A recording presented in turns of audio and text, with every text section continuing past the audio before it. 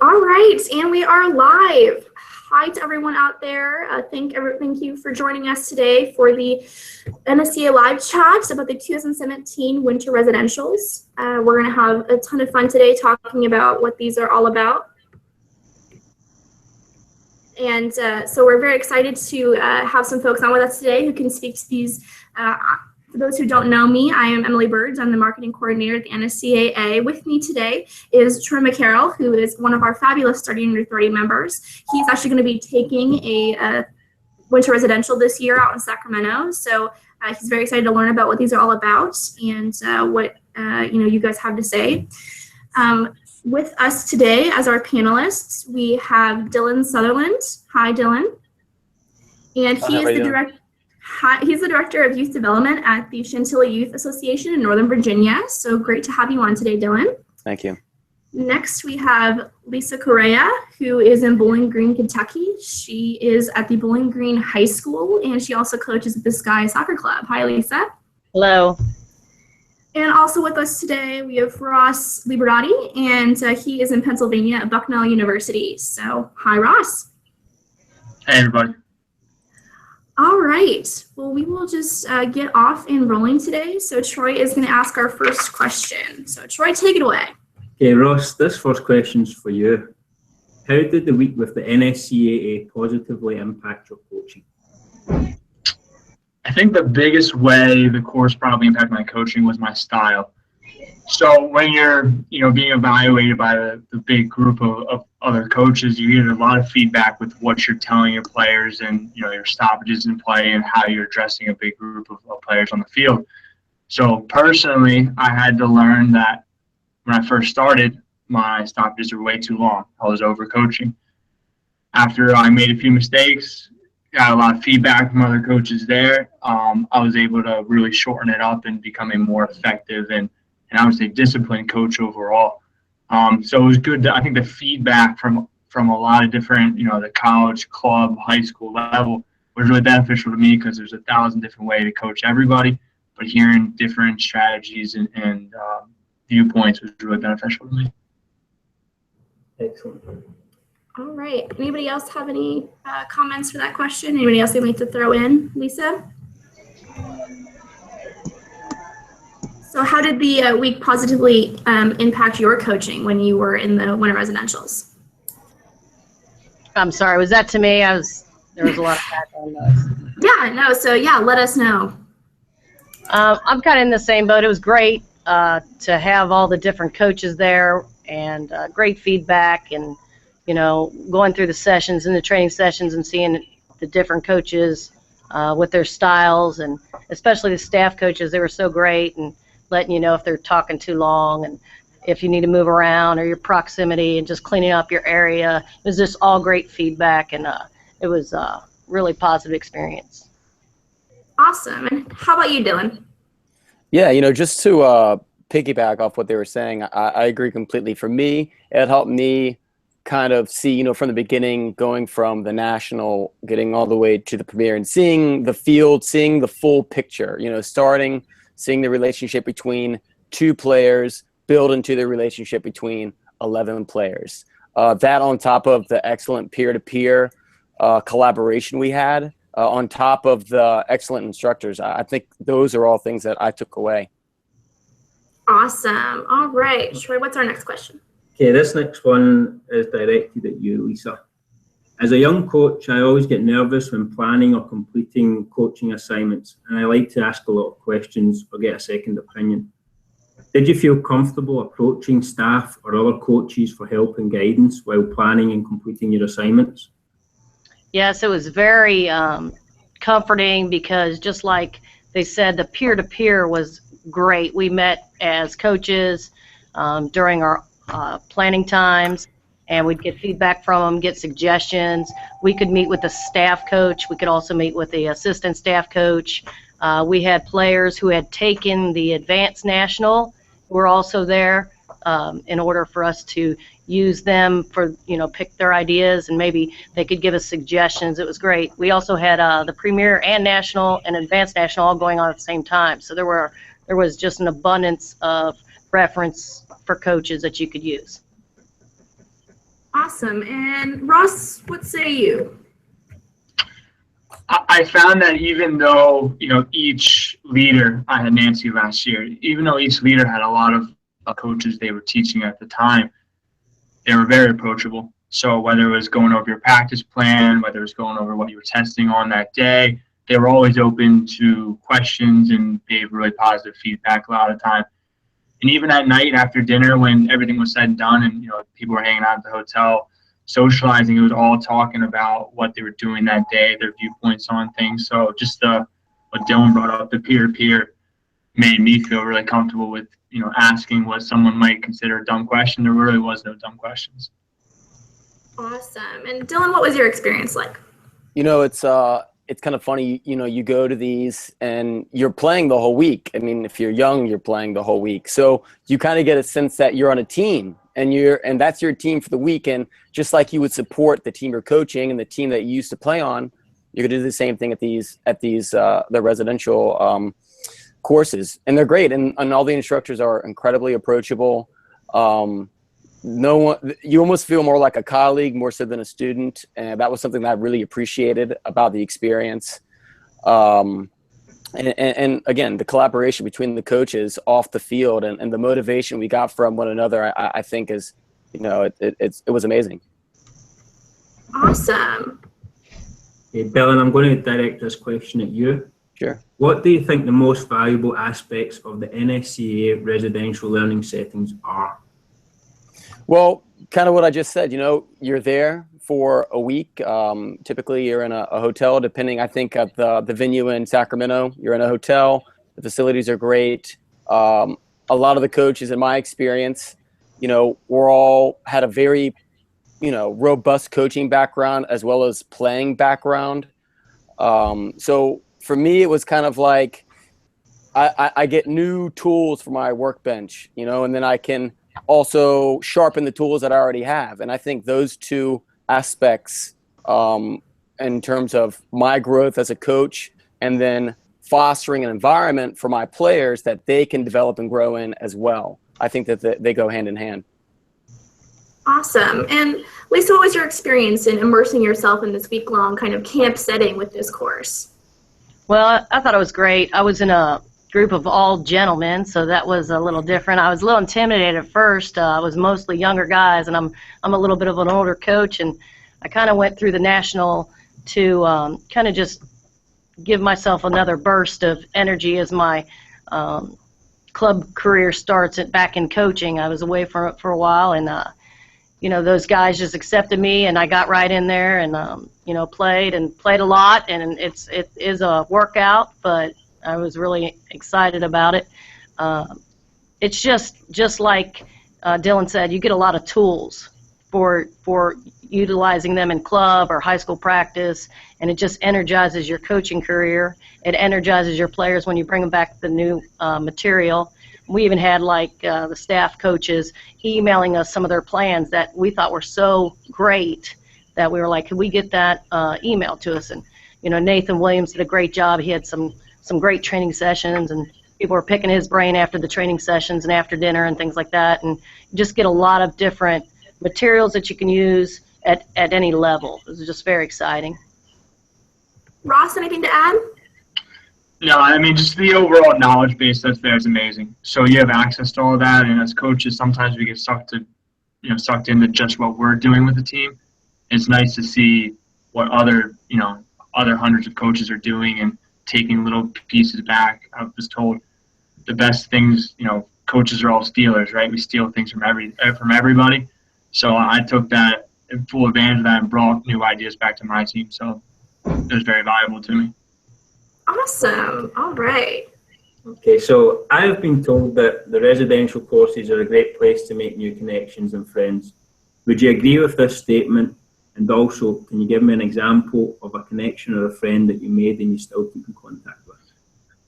Ross, if you'd like to answer first. No, I mean, it's absolutely a great networking event. I actually have a buddy right now who I roomed with for the Advanced National. His name's Matt Brown, and he's the goalkeeper coach up in Buffalo right now. And when I was at the Advanced National, Matt was taking the same course, and he asked me, do you know the Buffalo coaches? Well, I actually know the assistant Buffalo coach extremely well. Davey Carmichael is one of my really good friends. So Matt said he was applying for the job. I gave Davey Carmichael a call and said, hey, this is a good guy. I roomed with him for a week. And now, obviously, he had to get the job on his own, but, I helped him get his foot in the door a little bit. So that small connection, helps get him in the door. So, that's definitely a valuable piece of experience. Awesome. Lisa, how about you? I thought it was great. We made a lot of connections with other coaches. We exchanged emails. We've kept in touch a little bit over the season. And, just like the other coaches, getting that network is very important. So if you have a player that's going to play college and you have a bigger, larger network of coaches that you can contact and, let them know about this player's strengths and where they might fit in with their program, it's just great. An easy way to network with people that are serious about soccer. Yeah. Dylan, anything to add? Yeah, for me, I think of, my club and our area, and it all comes down to community. And I think that our soccer community, you go to these courses. I did 2 courses in Sacramento, and both times I saw coaches that I had participated in the advance with, and we saw each other in the premiere, and it was exciting, and we maintained friendships. It was also an opportunity for me to, meet up with some of my old friends. I went to college in California, but I live on the East Coast. So, I'm at the course, and I'm there with some of my friends that have also pursued coaching as a career. And it was interesting to see how, you go from being teammates in college, 5 years later, to seeing how your teammate has developed into a coach, and then seeing them continue to develop that passion and that knowledge of the game, and sharing that, it's a great thing. So overall, the community and the community, you realize is very supportive of you. Not only the coaches you meet, but the staff also. I continue to this day to get support from the NSCAA staff and a lot of endeavors that I'm pursuing currently too. So it's fantastic. Awesome. Okay, Lisa, what was especially good about the California or Florida venue that the NSCAA used? Well, the facilities were top rate. We had plenty of field space, goals. It was well taken care of. The hotel was in pretty close proximity to the fields for the national player, the national coaches taking the national. The advance and premier was right next to the hotel, so that was very convenient. They used charter buses to take us to and from the field, so it was very comfortable to get there. And they also had great meals. I was, always well hydrated and fed well and tastes great, and the rooms were very nice. So it was a pleasant experience for that week, especially when you're playing, and having training session after training session. It was nice to just be able to eat at the hotel and not have to worry about where you're going for dinner, and everything was taken care of. Awesome. And Dylan, you were out in California. How was that?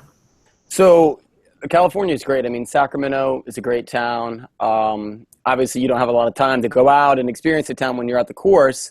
But, we were there in January both times, and I believe, that's what's coming up. It's a good part. It's a good part of California to be during the wintertime. It can get a little chilly. But, when you're out there for 6-7 hours, however long you're out there playing, it feels good. It's better than being in the heat of the summer, or, here in Northern Virginia during the wintertime, it's not as nice as Sacramento. I'll say that.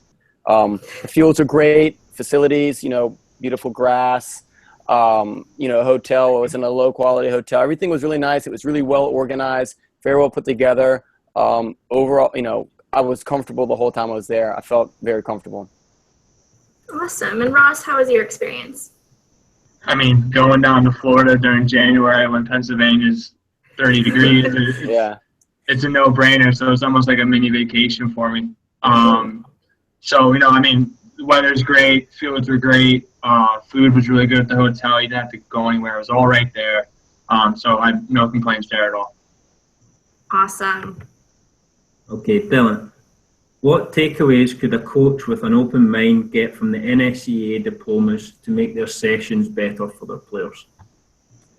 I think the biggest takeaway for me was, and if you have an open mind, and I like to think I have an open mind, you're always a student of the game. You're never not learning. You're never at a point where you know it all. The best coaches in the world are still developing their talents, developing their methodology, their philosophy. And I think that if you go in with an open mind, you can learn a lot more if you go in thinking that you kind of have it figured out. I mean, I went into the national diploma being maybe right out of college, and I was extremely nervous. And that nervousness throughout all the courses turned into just excitement. So by the time I was taking my premiere, I wasn't nervous. I was very excited because I knew I was going to go and learn more and develop as a coach. And to me, what that means is my players are going to get better because I'm better. And at the end of the day, for me, it all comes down to who we're doing it for. We're doing it for the players. So the more we improve ourselves, the more our players improve. And I think if you have an open mind, it makes that process a lot easier. Awesome. And what about you, Lisa? What would you say?